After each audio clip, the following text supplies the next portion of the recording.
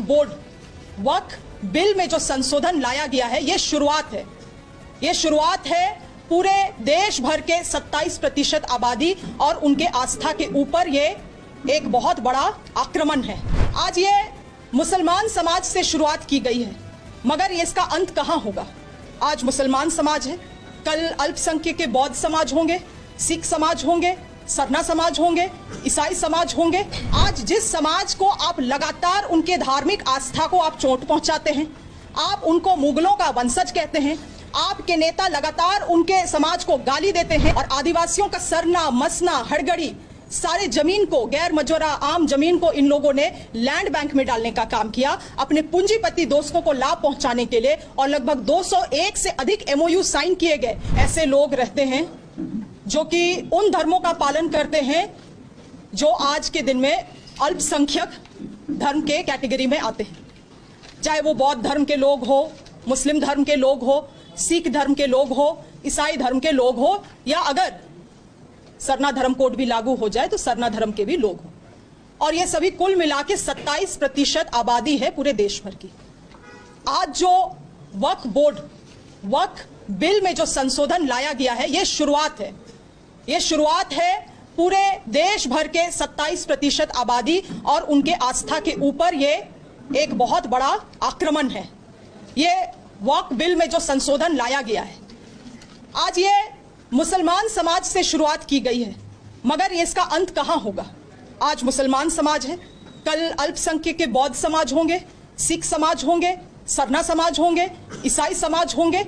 इस तरह से आप देखेंगे तो संविधान में इन धर्मों को अपने प्रॉपर्टीज को एडमिनिस्टर करने के लिए, अपने इंस्टीट्यूशन को एडमिनिस्टर करने के लिए और अपने धर्म का प्रचार प्रसार करने के लिए कई सारे मौलिक अधिकार दिए गए हैं। चाहे संविधान का हम आर्टिकल 14 का बात कर ले, आर्टिकल 25 का बात कर ले, आर्टिकल 26, आर्टिकल 30, ये सभी मौलिक अधिकार अल्पसंख्यक धर्मों को यहाँ पे इस देश में दिया गया है ताकि वो अपने तरीके से अपने धर्म का पर्सनल लॉज के तहत प्रोटेक्शन कर सके। और आज मुस्लिम धर्म से शुरुआत की गई है वक्फ बोर्ड में संशोधन लाके, और आगे आप देखेंगे, हम लोग जरूर चीज को हम लोग अनुभव करेंगे कि इस तरह का खेल हर एक अल्पसंख्यक के साथ इस देश में होने वाला है। ये जो राज्यसभा और लोकसभा में डिस्कशन के तहत इस बिल को लाया गया, ये सरासर एक नैरेटिव गढ़ने का प्रयास था। बीजेपी ने बहुत सारे ऐसे नियमों को, ऐसे बिल्स को पारित किया है पार्लियामेंट से जिसमें आज तक डिस्कशन तक नहीं हुआ, मगर 8-8 घंटे चले हैं डिस्कशन लोकसभा में, राज्यसभा में। पहली बार हम लोगों ने देखा है कि पार्लियामेंट रात के 1 बजे तक कार्य चला है। यह नैरेटिव गढ़ने का प्रयास है। हम लोगों को समझना होगा कि बीजेपी का कंटेंट क्या है और इंटेंट क्या है। कंटेंट जो ये लोग दिखा रहे हैं मीडिया में, समाज में, और इंटेंट आज वो है जो हम लोग यहां से खुलासा करने वाले हैं। इन लोगों ने केवल और केवल झूठ परोसा है इस नैरेटिव के माध्यम से। वक्फ बिल में जो संशोधन लाए हैं ये लोग, इसका पहला कारण ये लोग बोलते हैं कि अल्पसंख्यक समाज का, मुस्लिम समाज का उत्थान करना चाह रहे हैं ये लोग। आज देश में मुझे नहीं लगता है कोई ऐसा मुसलमान है जिसको आप पूछेंगे कि बीजेपी आपका हितैषी है या नहीं, तो वो क्या जवाब देगा, ये आप भी, मीडिया बंधु भी इस बात को जानते हैं। आज जिस समाज को आप लगातार उनके धार्मिक आस्था को आप चोट पहुंचाते हैं, आप उनको मुगलों का वंशज कहते हैं, आपके नेता लगातार उनके समाज को गाली देते हैं अपने राजनीतिक ध्रुवीकरण करने के लिए, वैसे लोग कह रहे हैं कि हम लोग मुस्लिम समाज का भलाई चाहते हैं।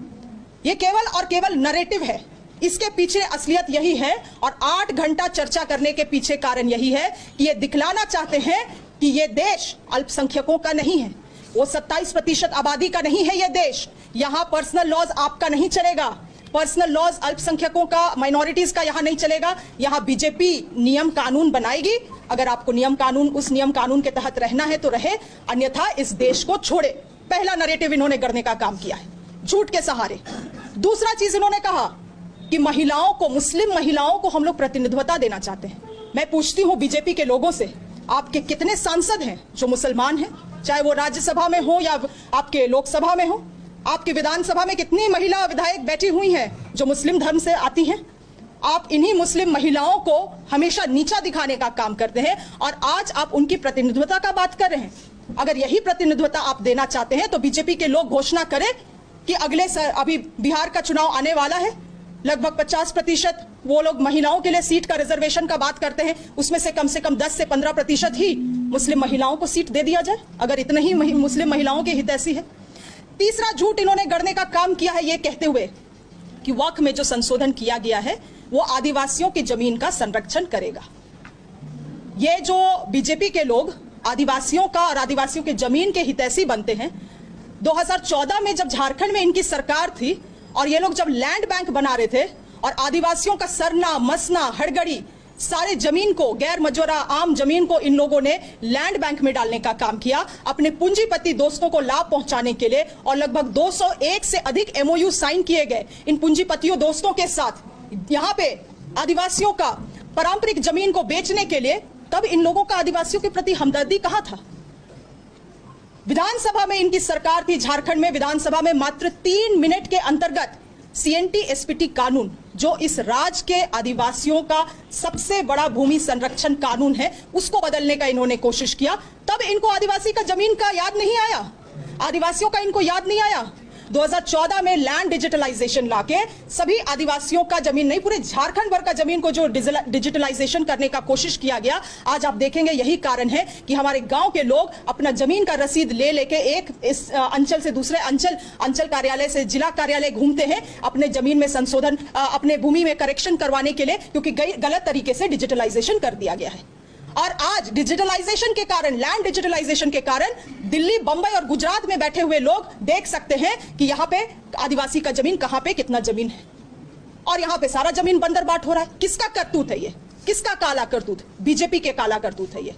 इसके अलावे ये लोग इतना आदिवासी के जमीन का हितैषी बन गया है अचानक से, जब वन संरक्षण अधिनियम में जब ग्राम सभा का प्राथमिकता को खत्म कर दिया गया, और वही समय था कि जब बिल में कोई डिस्कशन नहीं हुआ लोकसभा में, हो हंगामा के बीच में इन्होंने उस कानून को पारित कर दिया जहां पे वन संरक्षण अधिनियम में ग्राम सभा का प्राथमिकता को हटा दिया गया है, आदिवासियों के अधिकार को हटा दिया गया है। तब बीजेपी के लोगों को आदिवासियों का ध्यान नहीं आया। ये केवल और केवल अपने जो हार है 2019 का हार झारखंड राज्य में और 2024 का हार इस झारखंड राज्य में, उस हार से ये लोग तिल मिला गए हैं और यहां पे पोलराइजेशन करने का कोशिश कर रहे हैं। पोलराइजेशन, और आप देखेंगे इनके जो बड़े लीडर्स हैं जो प्रेस कॉन्फ्रेंस करते हैं, वो भी कागज से पढ़ के बोलते हैं। वो कागज कहां से आता है मैं आपको बतलाती हूं। वो कागज इनके नागपुर हेडक्वार्टर से आता है, प्रिंटेड आता है। क्या बोलना है इनको, वहां के नागपुर के हेडक्वार्टर के लोग इनको बताते हैं। इनको यहां के लोगों से, यहाँ के आदिवासियों से, यहाँ के अल्पसंख्यकों से, यहाँ के दलितों से इनका ना कोई लगाव था और ना आगे लगाव है। इसलिए मैं यहाँ से बीजेपी के लोगों को यही कहना चाहती हूँ कि आदिवासियों का हितैषी बनना बंद करें। ये लोग केवल और केवल झूठ और भ्रम फैला के अपने काले करतूत पे ये लोग पर्दा डालना चाहते हैं और लोगों के मन से, आदिवासियों के मन से वो सब चीजों को निकालने की कोशिश कर रहे हैं ये लोग, जो इनके समय में इन लोगों ने आदिवासियों में डिस्ट्रक्शन और डैमेज जो लाया था, उसका भरपाई ये लोग अब कर रहे हैं इस तरह से भ्रम फैला।